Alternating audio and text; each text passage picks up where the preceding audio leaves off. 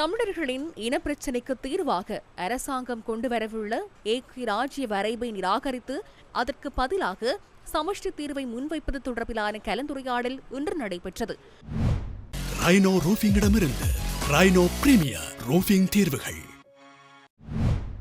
தமிழ் தேசிய பேரவையின் தலைவரும் பாராளுமன்ற உறுப்பினருமான கஜேந்திரகுமார் பொன்னம்பலம், அருட்தந்தை சந்தியோகு மார்க்கஸ் அடிகளார், மன்னார் சிவில் அமைப்பினர் உள்ளிட்டவர்கள் நிகழ்வில் கலந்து கொண்டிருந்தனர்.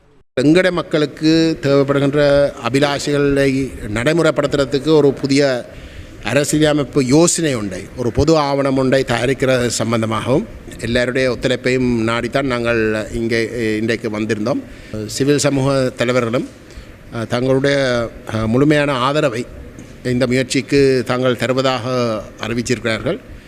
அவர்கள் அனைவரும் இந்த மன்னார் மாவட்டத்தை மையப்படுத்தி செயல்பட்டாலும் கூட இந்த பொதுச்சபையில் உறுப்பினர்களாக தங்களை சேர்க்கிறதுக்கும் இணக்கம் தெரிவிச்சிருக்கிறார்கள். ஆகவே அந்த வகையில் எங்களுக்கு இந்த இந்தியாவின் சந்திப்பு ஒரு நம்பிக்கை கொடுக்கின்ற ஒரு விடயமாக இருக்கிறது.